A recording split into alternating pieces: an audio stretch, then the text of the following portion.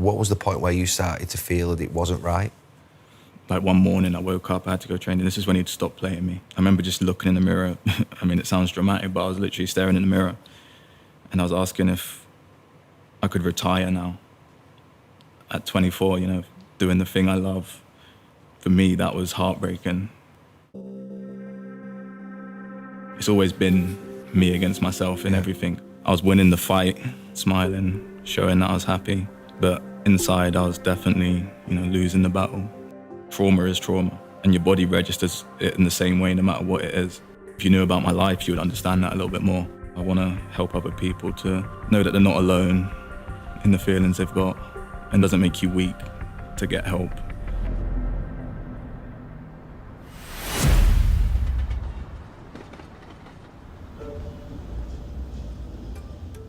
Today we're going to interview Dele Alli. I worked with Dele whilst I was with England as a coach. I absolutely loved him when he was with England. He was playing under Maurizio Pochettino at Spurs, just in that number 10 role, wasn't it, running forward, always joining Harry Kane. I just thought he was the real deal. It was almost like a modern day Brian Robson, modern day Roy Keane in terms of a box-to-box midfield player. But it has no doubt changed since 2018-19. In the last few years, Dele's, obviously from a football perspective, got nowhere near the levels that he was playing at back in that sort of mid-2015-16 season. So, we want to know why that is. I'm concerned about him because when I see someone drop off like he has, from the ability that he has, then you always think what's going on in the lad's life.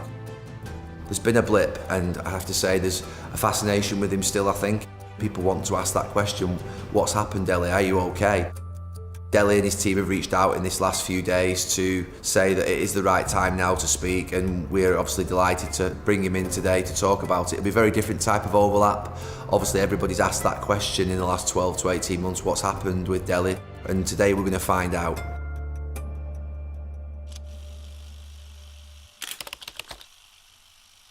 Dele, welcome to the overlap. Obviously, I worked with you in 2015-16 with England, and obviously seen what's happened in the last 12 to 18 months, the way in which your football's gone. First question is, are you okay? Yeah, I think it's a question I've definitely been asked a lot. But I think this is probably the first time in a long time that I can say yeah, and mean it. I think mentally, I'm probably in the best place I've ever been. And yeah, I feel good. Obviously injured at the minute, but football, I've got that passion back for football. I mean, yeah, so I'm doing really well.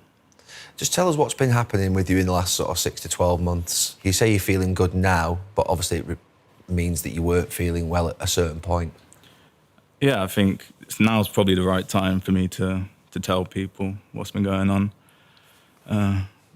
It's tough to talk about it because it's quite recent, and it's something I've kind of hid for a long time, and I'm scared to talk about it, but I think it's the right thing to do. So when I come back from Turkey, I came in and I found out I needed an operation, and I was in a bad place mentally, and yeah, I decided to go to a modern day rehab facility for mental health. They deal with addiction, mental health, and trauma, because it was something that I felt like it was time for me. I think with things like that, you can't be told to go there. I think you have to know, and you have to make the decision yourself, else it's not going to work. And yeah, to be honest, I was caught in a bad cycle. I was relying on things that were doing me harm. And yeah, I think I was waking up every day and I was winning the fight, going into training, smiling, showing that I was happy. But inside, I was definitely, losing the battle. And it was time for me to change it, because when I got injured and they told me I needed surgery, I could feel the feelings I had when the cycle begins, and I didn't want it to happen anymore. So I went there for 6 weeks, and Everton were amazing about it. They supported me 100%, and I'll be grateful for them forever. I think whatever happens in the future, I think for them to be so open and honest and understanding, I think I couldn't have asked for anything more in that time when, I was probably making the biggest decision of my life. Something I was scared to do, I think. But I'm happy I done it, and to be honest, I couldn't have expected it to go the way it did. I think before, you hear about it, it has this whole stigma around it, and it's something people don't want to do.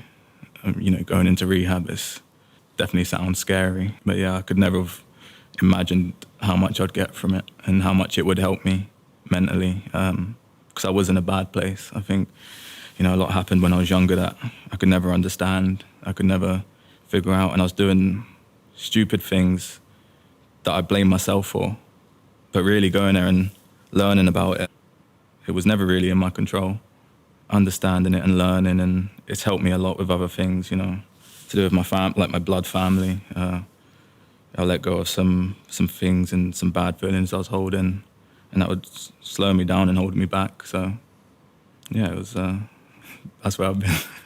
I'm laughing. I learned that this is my defence as well, laughing and smiling. So. Just on timeline, how recent was this that you went into rehab? So I got out 3 weeks ago, I think. That recent? 3 weeks ago, yeah. And if I'm being honest, I probably wouldn't have wanted to talk about it this soon. I think maybe give it a little bit more time. But I am feeling in a really good place, and I feel strong enough to do this. I think it's important. Maybe could have done with a little bit more time in terms of when I was talking about it. But unfortunately, the way the world is now, the tabloids they found out, and they was calling my team a lot, and they were telling, that they knew where I was and stuff. And the decision that I maybe made in the past, where I didn't really care about what people thought and I didn't care about being understood, I would have just let them write what they wanted to write and, put their own story on, which they do a lot of the time. But it's not the reality. And also, I want to help other people to know that they're not alone in the feelings they've got, and that you can talk to people. It doesn't make you weak to get help, to be vulnerable. There's a lot of strength in that. So to come out and to share my story, I'm happy to do it. You talked obviously about trauma, but you also talked about doing things that weren't helping you. Can you be more specific about what it actually is that you was doing that was obviously causing you a problem?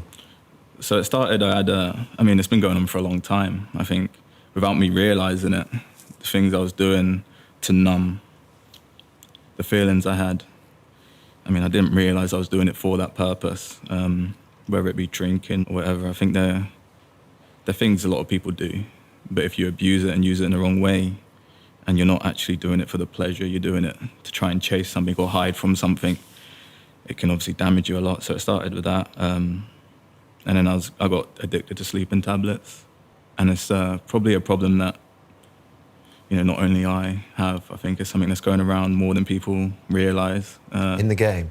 In football, yeah. I think it's, something that maybe hopefully me coming out and speaking about it can help people. Because don't get me wrong, they work. I think, with our schedule, you have a game, you have to be up early in the morning to train, you got all the adrenaline and stuff. So sometimes, to take a sleeping tablet to sleep and be ready for the next day is fine. But when your dopamine system and you're as broken as I am, it can obviously have the reverse effect, because it does work for the problems you want to deal with, and that is the problem. It works until it doesn't. So, yeah, I definitely abused them too much, and don't get me wrong, I would stop sometimes and go a few months without them, but I was never really dealing with the problem. It got really bad at some points, and I didn't understand how bad it was. But I was never dealing with the root of the problem, which was when I was growing up, the traumas I had, the feelings I was holding on to.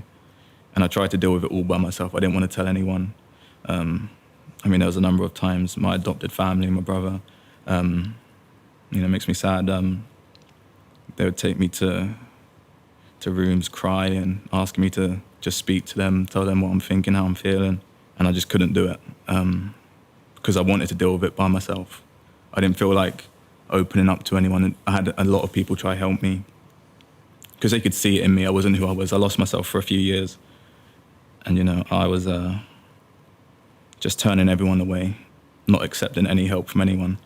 When I have the family that saved my life, crying and asking me to tell them what's wrong, and I just didn't want to do it. I didn't. Were they aware that you were on the sleeping pills? So I think they'd heard a few times about them, but I would swear on everything that I'd never taken them, or that I weren't taking them, which is a part of the problem. I didn't want help. I'd tell myself I wasn't an addict. I wasn't addicted to them. But I definitely was. I realised that going away and talking about it and understanding it more, yeah, I did need help, and it got to the time where I couldn't do it by myself anymore. And I think that's the thing people need to understand, that it is okay. I mean, we're definitely stronger as humans. We're stronger together. We don't have to deal with everything alone. I mean, the stuff you do deal with by yourself, but if it's having a negative impact on you and you feel like, okay, it's time, you can't do it by yourself anymore, it doesn't make you weak. On the sleeping pills, I mean, obviously when I was a player, sleeping pills are not unusual in football. You know, you'd be offered one night before a game, always, because obviously a player might not sleep because of just, you know, the build-up and the adrenaline. And also sometimes after a game. When you say it's more widespread in the game, are you talking about players taking them every night? Are you talking about players potentially multiple tablets at once? Are you talking about more than one tablet? What levels were you at with them? It's quite scary, isn't it, when you think of it? No, it is scary. Like, now I'm out of it and I look back on it, like, before when I'd stop, I'd still kind of sometimes have the urge. But I'd, you know, maintain sober for a period of time. And then there would always be a time when something would happen, I'd get the feelings back and I'd want to escape, because drugs, alcohol, all this stuff, they work for the time. So yeah, I was taking them. I was taking a lot. I mean, I don't want to talk about numbers, but it was definitely way too much.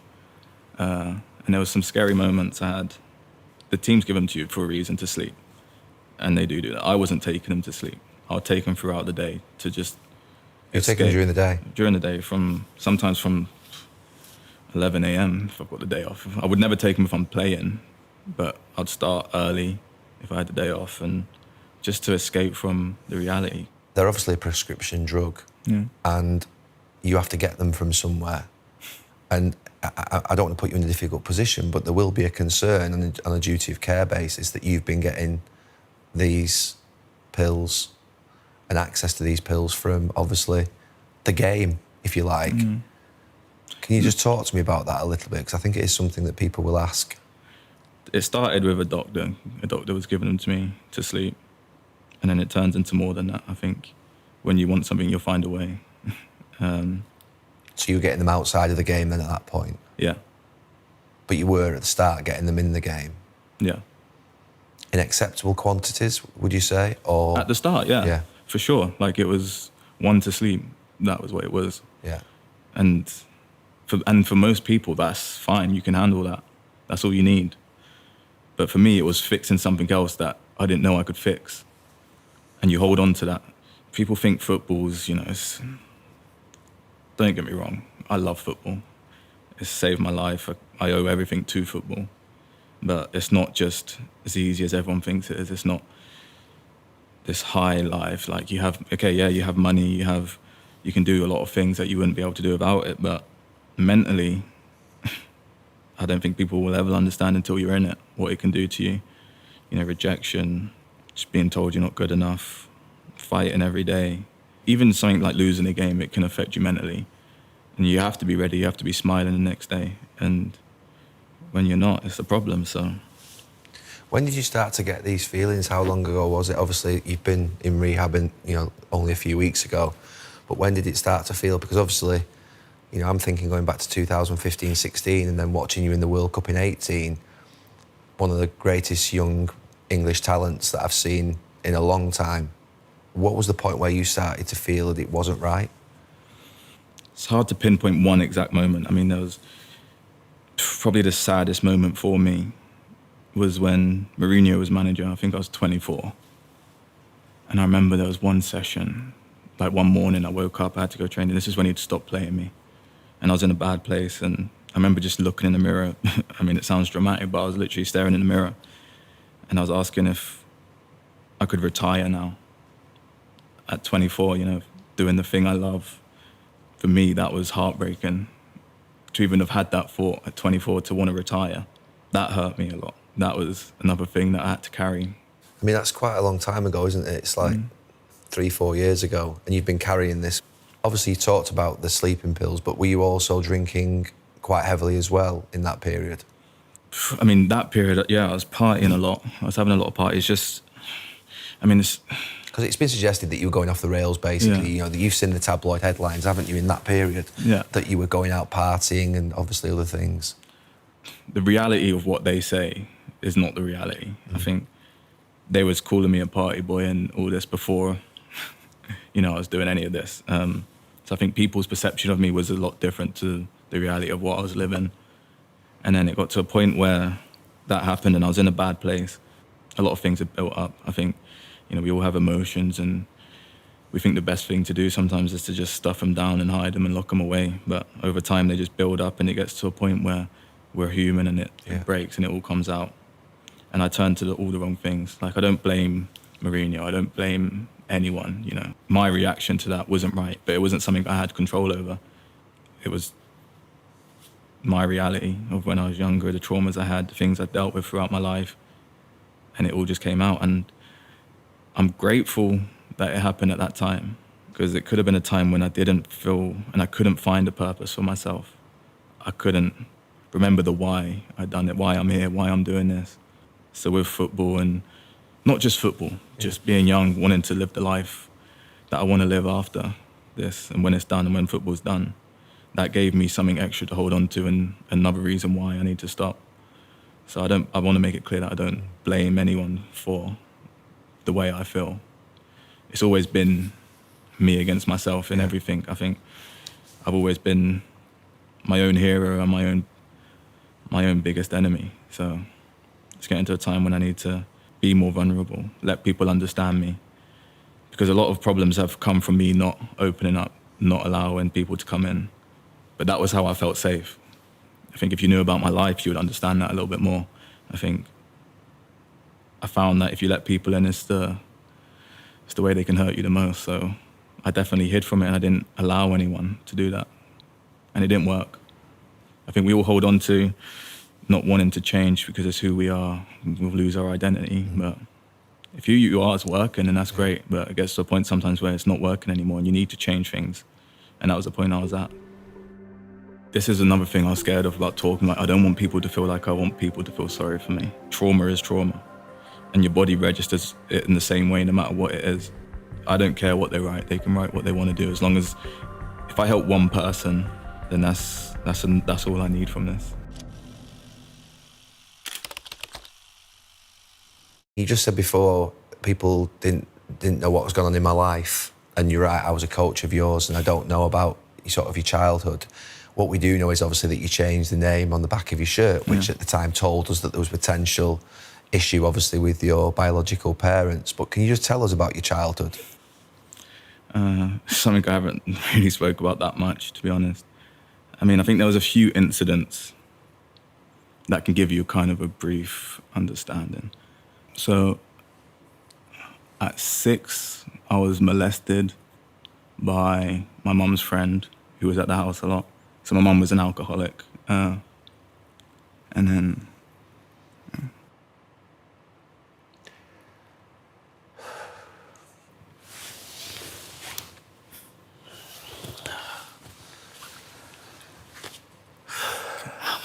Sorry.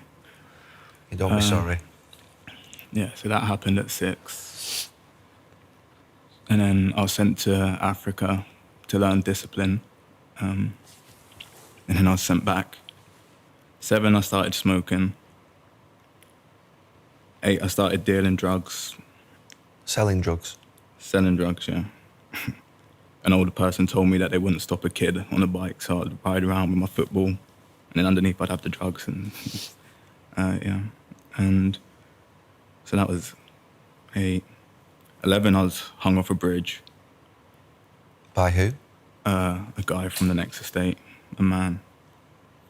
And then, 12, I was adopted, so. And from then, it was like, I was adopted by an amazing family, like I said.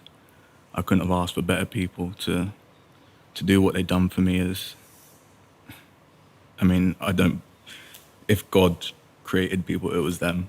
They were amazing. And they've helped me a lot. And that was another thing, When I started living with them, it was hard for me to really open up to them because it was easy. I felt within myself, it was easy for them to get rid of me again. So yeah, I tried to be the best kid I could be for them. I stayed with them from 12. and then started playing first team professionally at 16, and then it all sort of took off from there. So yeah, that's a kind of a... So you've had really only 3 or 4 years in your life of probably stability, that probably period between 12 and 15, 16 before it sort of went like that again. Yeah, I'd say so. I mean, this is another thing I was scared of about talking. Like, I don't want people to feel like I want people to feel sorry for me, because that's something I don't find easy to accept just within myself. So Dele, people won't think that with what you've just told us. Yeah. You know, I think the fact that you're opening up and the fact that you're now speaking about it, I think people will recognise that this has been something that's been stored inside you, caged for 15, 20 years. Yeah. You said you'd been taken to Africa to learn discipline. What does that mean? So my mum, because I weren't a good kid. They taught me in rehab. I'm not allowed to say that, but I got in trouble a lot, with the police, but I had no rules. I grew up without any rules. Like I said, my mum she drank a lot, and I don't blame her at all for what happened. I think going to this place really helped me understand her and the things she was going through and what she had to deal with, and it was all she knew. She weren't doing. You going into rehab now helps me understand. Has helped you understand your mum's situation. Because it was all she knew. Even when she let me go and I got adopted, she knew and I knew that it was what was needed to even have a chance of living the life I wanted to live and being successful. And because it was only going one way if I stayed there. My blood dad lived in Africa, and then I got sent to him. I was meant to stay there for a year. How was that? Horrible. I didn't want to be there at all. I think nothing against, where I was, but just going from what I was living in, because we had no money. My mum had no money. There was always 10 guys just around, just... What, in your house? Just in the house, yeah. It was definitely the drug spot. But yeah, so there was that. And then it was just a big culture change, and I didn't want to be there, so I'd be a little bit more naughty. And then after 6 months, I got sent back. By your dad? Yeah. Do you still speak to your dad now? No. So there was a time he went missing for a while, and then, he's probably going to come out now and say some shit, but so he went missing. And then when I started playing for England, he came back, and then I used to speak to my mum as well, just to try and help her. Do you not speak to your mum anymore now? No. So when I was 18, around 18, I think, they went to the newspaper and started accusing the family that adopted me of doing all this stuff, when they didn't know what they had. They were the ones that used to make me go and see my mum. I never wanted to go. They would always tell me, she's your mum, you should have a relationship with her, blah, blah, blah. And I think that spoke volumes, what they were doing. They were just doing it generally because they're amazing people. So yeah, and then my blood mum and dad went to the press saying that these people are taking advantage of me. They want to go through my contracts. And I hadn't spoke to him for years. And I knew that wasn't my mum's decision, because I know she didn't really leave Milton Keynes. There was no way she'd done that. So yeah, after that, I just felt so betrayed and let down and hurt that I just couldn't keep the relationship with my mum. And my dad, I don't want a relationship with him either. So, what did the rehab tell you about the impact of obviously the trauma that was coming from your childhood? It was amazing what they did with some things. They would really piece things together, because there was a lot of things that I would question myself about, because it went against my values and who I am as a person or what I want to do. And I'd question why I made them decisions, but they could link a lot of things. For example, so I used to have house parties, and I didn't care who was in the house. Whilst you're playing football? Whilst I was playing football. So I'd have house parties, and that was very much how my mum's house was. Without me knowing, it was my comfort zone. It was normal to me. So just little things like that. Where did you go for the rehab? It was in America. So you spent 5-6 weeks in America? 6 weeks in America, yeah. And I met some amazing people there, I think, from all different walks of life, different professions. To be able to do that, and it doesn't matter where you've come from, what your trauma is. I think trauma is trauma. and your body registers it in the same way no matter what it is. Even if you think you're fine, you've got nothing to worry about. Going and speaking to someone and opening up will help you realise that, okay, this could have, if it's not causing a problem now, it could have down the line. Is that the big thing that you think you picked up whilst you were over there, that you're not alone and that you can obviously share your vulnerabilities with others? 100%. I think we all think we're so unique that no one else has the same problems as us. But speak to a few people in that place and you'll realise that you have a lot more in common than you'd probably think. You know, going there and speaking to them and listening to them and working together. It was one of the best teams I've been a part of, and I can't thank them people enough, let alone therapists and stuff there, just the people that were there. In terms of where you're at currently now, obviously you're injured and you're obviously going to go back into Everton. Is the hope as part of this process for you to obviously think that, you know, you can sort of share with your story and that it can help others potentially going through it? I mean, whether it be a football player or other people in life. Yeah, I think what I went through, you know, helped me really understand my purpose. Like when I'm just going through everything, breaking it down, finding out why I'm here, what I want in life. You know, I know what I can do on the pitch. I mean, I think I've showed people what I can do on the pitch, and now I've got the feeling back. Like before I went to Tottenham, when I had a lot to prove and I wanted to fight, and I felt so much love and passion about football. I have that back, which for me is something I've missed for probably longer than I wanted to. But with the other side of it, I want to inspire people not only on the pitch, off the pitch, in a way that I think probably isn't spoken about enough from experience.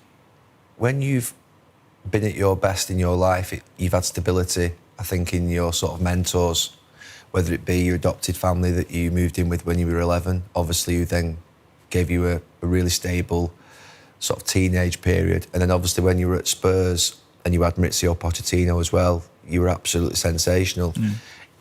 Is that one of the factors with you, Dele, that you need that sort of strong leadership around you and that sort of strong mentorship? And when you don't quite get that, when it's a little bit more unstable, do you feel as though that's had an impact on you? It definitely impacted me. I think Poch I couldn't have asked for a better manager at the time I was in. Him and his team, you know, not just him, there was Jesus and Miguel and Tony. They are amazing people and they're so understanding, and it wasn't like a footballer and a manager relationship. It was deeper than that, I felt. And that was what I needed. What was he like time. with you? Just give me some specific examples of how he was with you, Maurizio. He was just so understanding of the decisions I was making, and he was guiding, like he cared about me as a person before the football, which is what I needed at that time. And I think that's important for young players. I think when you go somewhere, it can be quite scary, I think. And I never had that fear of, you know, trying to prove myself in that sense, because I felt like he was giving me the platform to express myself the best I could and be comfortable. I mean, players always used to say I want to be like that I was fearless. I wasn't fearless, I was just brave. I think there's a big difference, because I was scared of things.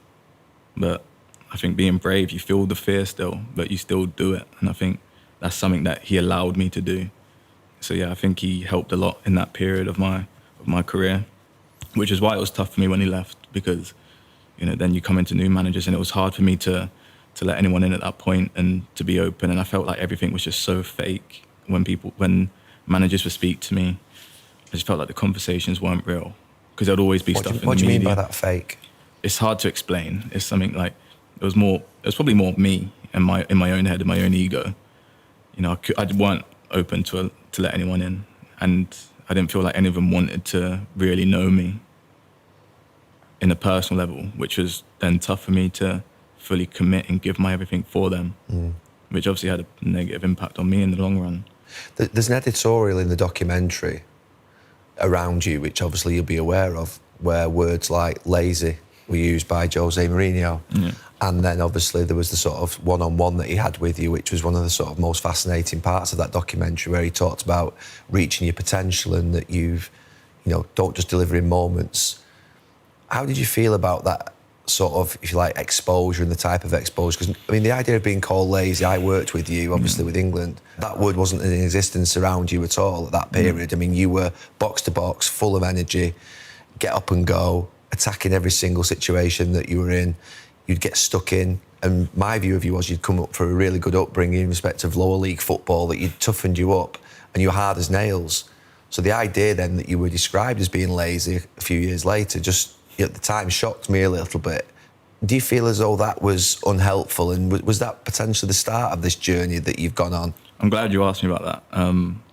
So that lazy comment, people love to bring that up. That interview, obviously I was on Amazon. He called me lazy. That was the day after recovery day. A week later, he apologised to me for calling me lazy because he'd seen me actually train and play. But that wasn't in the documentary, and no one spoke up about that because So it was only Josie me and him. apologised for calling you lazy in the team meeting? Not in the team meeting, he called me lazy. But then one-on-one, I think it was on the pitch, he apologised for it. And I didn't think anything of it at the time because I know in myself I'm not lazy. The impact of the word lazy hanging on you as a football player is a bad one. Yeah. It is, and that has stuck because of that documentary. But it's interesting that it wasn't in that he'd apologise for it a week later. That's what I mean. People can... What you see sometimes isn't the way it really is, I think. Especially now with social media and all these things, we can really portray something that isn't real. After that, I think people definitely tried to use that for some other decisions. It changed the perception of you, I think, externally, I'm sure. Yeah, for sure. And I think other coaches maybe, for other reasons why I weren't playing, they stuck to that lazy one. Yeah. Because it was kind of an easy one to use. And the problem was probably more than that, I think. Who were the senior players that you felt looked after you at Tottenham when you were there? And so how was that? I mean, you're not a young player now, but you're certainly not a senior player. You're only 27. Yeah. I think that's one of the places where you can be sort of, if you like, guided back on track. Did players come up to you at certain points and say, look, Dele, come on, you need to get some help, or Dele, you shouldn't be doing that? Did any player try and sort of help you, particularly the senior ones in the dressing room? It's hard to say senior ones because I feel like we're quite a youngish team. Yeah. But there's like people who I have a lot of respect for and we're very good friends. I don't think any of them really knew what I was doing. So I'd hide it from them. I wouldn't be honest with them. Like the likes of Eric Dyer, I think he's a great friend. And you realise who is your real friends. Yeah. Who really, people that don't just say yes. They mean a lot to you and they all always hold a special place in my heart. So like people like Eric, Harry, Sonny, Ben. There's a lot of players that didn't approve of what I was doing. If they knew about it, they weren't afraid to tell me. And they would tell you, would they? Yeah, they would tell me. Especially Harry and Eric, them two are brutally honest. But no, how would that go, the conversation? What, they pull you to one side, or they would do it in front of the rest of the players? Nah, it was never like in front of people. It would just be like, what you doing? Like, was that when you say you'd been in the newspaper for a story or something, they'd heard you'd been out, or? Yeah, or like sometimes you could see it on my face. I think it's hard to hide sometimes. And they definitely weren't pleased. But I didn't care. I couldn't accept any help or anything from anyone. You're just ignoring every little bit of advice. I was so numb to everything. When people, like I said, I had my adopted family crying in a room, like really crying, telling me like how much they care about me, to forget about the football side of it, like as a person. And I was so numb, I just didn't care, which is something I'm sad about, but I'm proud that I'm through it now. You're very sceptical of the media, aren't you? The main thing for me is I want to prove myself right because I know how good I can be as a player. What do you expect the impact to be of the words that you've shared? I'm hoping it helps people. Will it help you? You were Young Player of the Year, PFA Young Player of the Year twice. You were playing in the World Cup for England. You were successful with Tottenham, a brilliant Tottenham team under Maurizio Pochettino. Do you feel now, in the place that you're in, that you can get back to that level? Do you feel that what you've done in the last few weeks and months enables you to give you a chance to be able to succeed and be the player that you were back in that 2015 to 2018 period? I don't want to be back at that player. I want to be better than that. I want to be a better player, a better person. I think, I look back at that and think, I done good. But I'm not satisfied with that. I mean, you can't drive your car looking in the rearview mirror. You can't hold on to things that happened in the past. I'm just looking forward, and the journey from here is just exciting for me. And I think you can tell that how passionate I am about it. And I really mean it when I say I'm excited, and we'll have to see. I mean, Dele, I obviously heard these things for the first time today, and I'm shocked. But I'm also inspired by the fact of what you have been through and sort of where you've got to today. You've achieved unbelievable things when you consider those first 10 years of your life and what you had to go through. And obviously where you are today, you know, is incredible, I think. What do the next few weeks hold? What do you expect the impact to be of the words that you've shared today? I'm hoping it helps people. Will it help you? It will help me. I think it's something that I needed to explain and get off my chest. And I wanted to say it in the way I felt was the truth. Because like I said, people write stuff and they can word it however they want. And I'm sure they will. I'm sure they'll choose headlines from this and choose whatever they want to write to, was it clickbait? I think they'll use the headlines. And you're very sceptical of the media, aren't you? No, but I noticed about all the young players, even when I was playing with England, we were very sceptical. Yeah, I think... I mean, I'm in the media now, so I say that with obviously having been a player.